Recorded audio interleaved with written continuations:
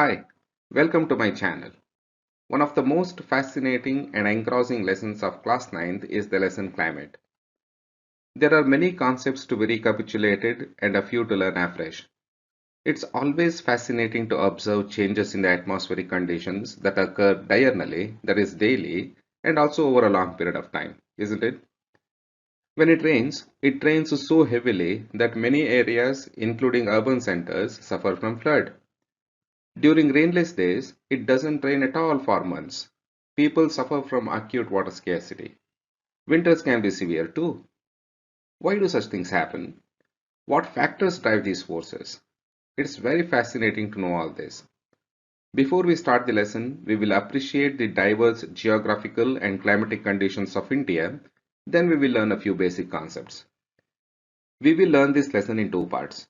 In this part of the lesson, we will learn climatic controls, Coriolis force, and jet streams. In the next part of the video, we will learn all the five mechanisms of monsoon and the El Niño Southern Oscillation. We will then learn major characteristics of the four seasons of India. We will conclude the lesson assessing distribution of rainfall in India and appreciating monsoon as a strong unifying bond. India is a land of varied geographical features. These geographical features influence its climatic conditions to a great extent. Consider the Himalayas. These Himalayas are the loftiest mountain barriers on the earth. Most high peaks of the world are present in these Himalayan ranges. The innermost part of the Himalayas are always covered with snow.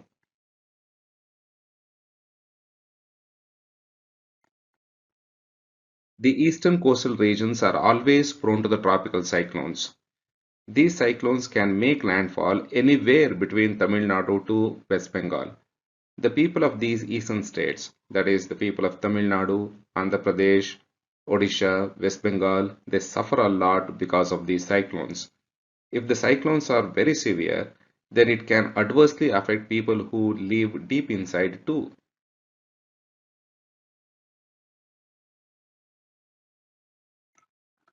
The windward side of the Western Ghats and the northeastern states experience very heavy rainfall.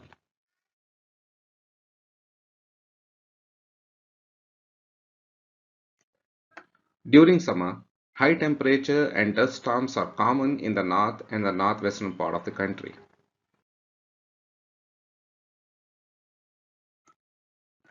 If Masinram receives more than 1000 centimeters of rainfall per year, Jaisalmer receives less than 20 centimeters of rainfall per year.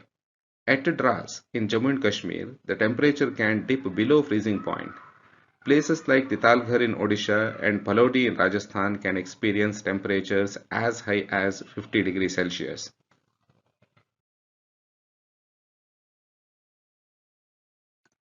Why does India have such a varied climatic condition? Let's learn in detail. Let's begin. First, we will learn apparent movement of the sun. It helps us understand the lesson better. Later on, we will distinguish between climate and weather. Then on, we will learn all the six climatic controls: Lapse rate, latitudes, distance from the sea, ocean currents, relief features, and pressure and wind systems. We will conclude this part of the video, that is part 1, learning Coriolis force and jet streams.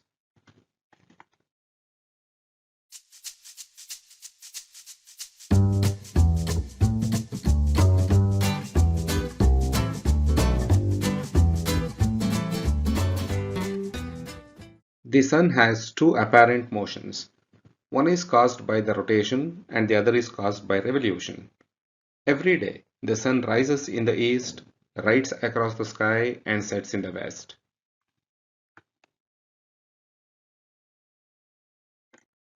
This movement of the sun from east to west is apparent. Of course, the sun also moves, but in relation to the earth, the sun is constant. The sun appears to move from east to west because the earth spins on its own axis from west to east. This apparent movement of the sun causes day and night. The other apparent movement of the sun is caused by the revolution of the earth around the sun. The earth has an axial tilt of 23 degrees 30 minutes to its elliptical orbit. This tilt and the revolution results in an interesting phenomenon. Not all the regions of the Earth receive direct sun rays all through the year. The Sun appears to move between the Tropic of Cancer and the Tropic of Capricorn. This causes seasons. The seasons, thus, are caused by the axial tilt of the Earth and the revolution of the Earth around the Sun. The Earth takes 365.24 days to complete one revolution. Due to the Earth's tilt, different parts of the Earth are exposed to the direct sun rays during different times. Starting from about March until June, the northern hemisphere faces the sun. It receives direct sun rays. So it's summer in the northern hemisphere. During these months, southern hemisphere is away from the sun and receives slanting rays. So it's winter in the southern hemisphere. Starting from about November until February, the southern hemisphere faces the sun. It receives direct sun rays and experiences summer. It's winter in northern hemisphere in these months.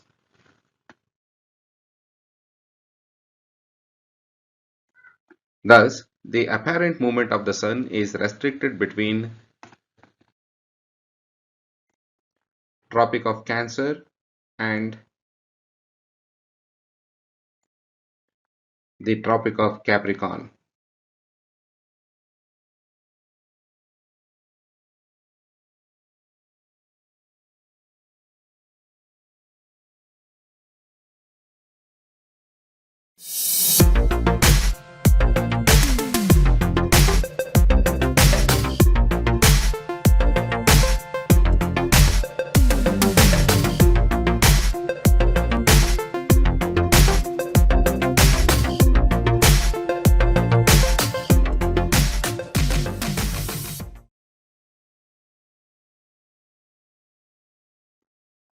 Let's distinguish between weather and climate. Temperature, humidity, wind pressure, precipitation, and wind are the elements of weather and climate. Weather refers to atmospheric conditions of a given place of a given day. On the other hand, climate refers to generic atmospheric conditions of a large area observed over a long period of time, say 20-30 years. If weather can change from one day to the next day, climate remains constant for a very long time, say 30-40 years. Weather in fact can change from morning to night. There can be diurnal changes thus. But climate remains constant for a fairly long time. But have you heard of climate change? Weather is described using words like windy, hot, humid, sunny, cloudy, etc. On the other hand, climate is described using words such as equatorial, temperate, tropical, monsoon, etc. Let's begin learning climatic controls. To begin with, lapse rate. Look at one of your favorite cartoon characters. He has a question. Presently he is at the sea level. He says, "It's warm here." As any imaginary character can, this fellow also climbs up the mountain and reaches the peak within no time. Now being at the top of the mountain, he feels very cold. He wonders, why does such a change take place? Let's help this fellow to find the answer. When he was at the sea level, he was at the lower altitude. When he climbed at the top of the mountain, he was at the higher altitude. Height of a place above mean sea level, or the elevation of a place, or altitude of a place determines the climate of that place. Dust, carbon dioxide, and other atmospheric aerosols trap heat. Due to the gravity of the Earth, they are denser near the surface of the Earth and become sparser and sparser as the altitude increases. Temperature decreases accordingly. The normal lapse rate is fall in temperature by 1 degree Celsius for every 165 meters ascent. Let's consider three places of Karnataka: the capital Bengaluru, the coastal city Mangaluru, and the highest peak in Karnataka, Mullayanagiri. Though they are on different degrees of latitude, the difference is so less that the amount of solar insolation these places receive is the same. But the temperature recorded in these places are not the same. They differ considerably. Look at the average temperature recorded in these places in winter. First, Mangaluru. Mangaluru is a coastal city. Its altitude, that is, its height from the mean sea level, is just 22 meters. Here the atmosphere is dense with heat-trapping substances. Humidity is also very high. Owing to these factors, this city records high temperature even in winter. Bengaluru is situated at an altitude of 920 meters. Here the atmosphere is less dense. The heat-trapping substances are less.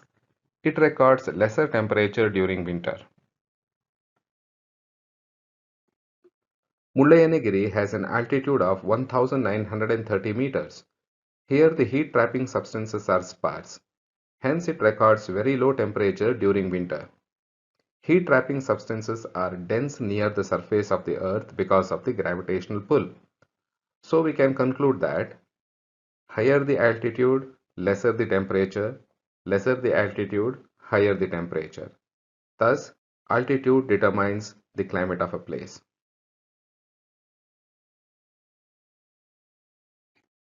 Latitudes are the next climatic controls. That is, on which latitude a given place is, that determines the climate of that place. Let's see how. You know that there are a host of factors that determine the climate of any given place. The uneven distribution of solar radiation and different pressure belts have created three types of heat zones or heat belts on the Earth. The region between the Tropic of Cancer and the Tropic of Capricorn is the torrid zone or the tropical zone. The region between the Tropic of Cancer and the Arctic Circle is the temperate zone.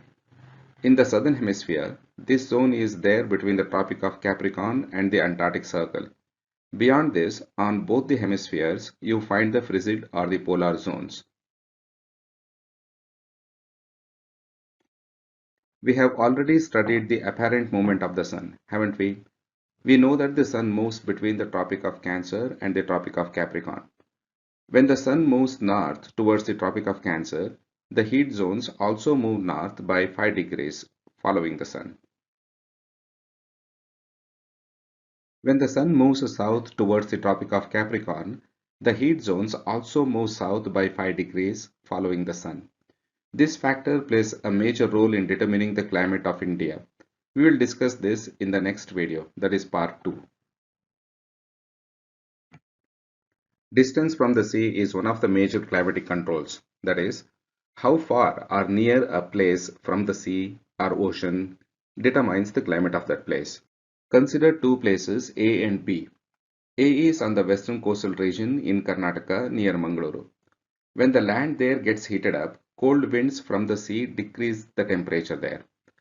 If the land becomes cold, warm winds from the sea regulate the temperature there. B, in contrast, is far inland, somewhere near Delhi. It's far away from the sea. The sea doesn't exert any regulating influence. This is called continentality. Thus, as the distance from the sea increases, the regulating power of the sea decreases. That's how distance from the sea determines the climate of a place. The next climatic control that we learn is ocean currents. Look at this animation depicting the movement of water within oceans. They are called ocean currents. The blue lines represent cold ocean currents and the red lines represent warm ocean currents. Ocean currents are huge mass of water moving from one part of the ocean to another. There are two kinds of ocean currents, warm ocean currents and cold ocean currents. Cold ocean currents originate in the polar regions and flow towards the equatorial region. Warm ocean currents, on the other hand, originate in the equatorial region and flows towards the polar regions. These ocean currents can be thousands of kilometers in length and can be hundreds of kilometers wide. There are a host of factors responsible for such currents. Uneven heating of ocean waters, rotation of the earth, and the ocean bed topography are some of them. Imagine this is the earth. The cold ocean current originates from the polar region and flows towards the equator. Imagine there is a land called A. When wind blows over this cold ocean current, it becomes cold. When this wind blows into the landmass A, it reduces temperature there. Warm ocean currents originate in the equatorial region. Imagine there is a landmass called B. When wind blows over this warm ocean current, it becomes warm. When it blows into the land B, it increases the temperature there. That's how ocean currents determine the climate of a place. The next climatic control that we learn is relief features. Relief features like the mountains determine the climate of a place. Consider the Himalayas and the Western Ghats. They stop rain-bearing clouds and cause very heavy rainfall in the windward side. The leeward side becomes rain shadow area. Sun rays do not fall vertically all over the earth. The equatorial region receives maximum solar insolation. The regions between the Tropic of Cancer and the Arctic Circle and the Tropic of Capricorn and the Antarctic Circle receive slanting rays. The polar regions receive very less sunlight. Due to this variation in the heat received, alternate low pressure and high pressure belts are created on the Earth. Let's see how.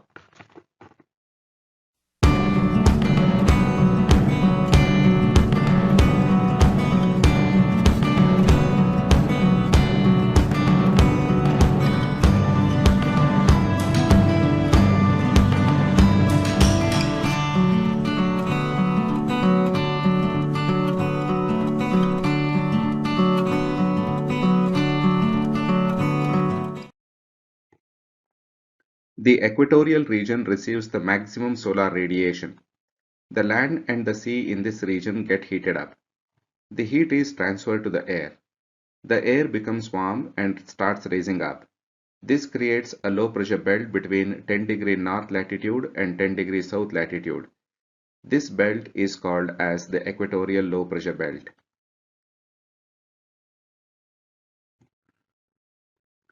In the atmosphere, the temperature decreases with the increase in the altitude. The hot air that rises up from the equatorial low pressure belt becomes cool and heavy. Then it sinks down between 30 to 35 degrees latitudes on both the hemispheres. This creates high pressure areas. These are called subtropical high pressure belts. The regions beyond the Arctic Circle and the Antarctic Circle don't receive vertical sun rays. Despite this, low pressure belts called subpolar low pressure belts are created there. The Earth spins on its axis at great speed. At the equator, it spins at a speed of 10,000 km per hour. The speed decreases as you move towards the poles. This speed and the variation in the speed results in the creation of these low pressure belts. Huge chunks of cold air are thrown towards the equator, creating low pressure belts. These low pressure belts are called subpolar low pressure belts. The polar regions never receive direct sun rays. These regions are extremely cold and the wind is heavy. Naturally, high pressure areas exist in the polar regions. They are called polar high pressure belts. Wind always moves from high pressure area to low pressure area. This means the equatorial low pressure belt attracts wind from subtropical high pressure belts. The subpolar low pressure belts attract wind from subtropical high pressure belts and the polar high pressure belts. There is a particular pattern in which these winds move. This is explained by Coriolis force.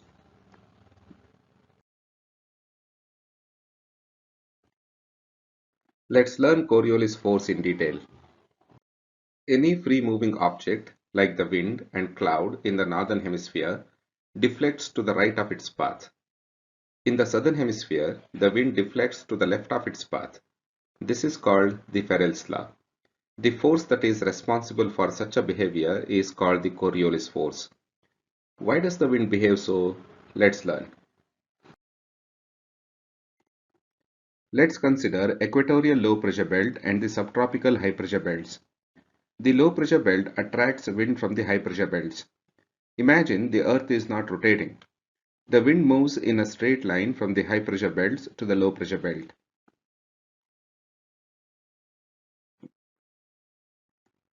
But the earth is not stationary. It rotates on its own axis. This rotation makes the wind deflect to its path. The path depends on the point of origin. In this case, you can see wind from the subtropical high pressure belt deflecting to the left of its path. This is how the wind behaves in the southern hemisphere. Observe the subtropical high pressure belt in the northern hemisphere. Wind from this region deflects to the right of its path. Here you can see wind deflecting to the right of its path in the northern hemisphere and the wind deflecting to the left of its path in the southern hemisphere. This explains the Coriolis force. Let's move on to jet streams. Jet streams are the strongest winds in the atmosphere. They are huge mass of meandering winds. They can be continuous or broken here and there. They are thousands of kilometers in length, hundreds of kilometers in width, and the vertical depth can be around 5 kilometers. They blow at an altitude of 8 to 15 kilometers. Their speed usually range from 129 to 225 kilometers per hour. In winter, their speed can be even more. There are four major jet streams. They occur because of the uneven heating of the Earth and the atmosphere. Rotation of the Earth also contributes to the formation of jet streams. Jet streams that blow from the west are called westerly jet streams, and the ones that blow from the east are called easterly jet streams. These are the four major jet streams. Polar jets in both the hemispheres. Similarly, subtropical jets in both the hemispheres. You can also see the jet stream in this animation. This concludes the first part of the lesson. In the next part, we will learn all the mechanism of monsoon and the characteristics of the four seasons of India.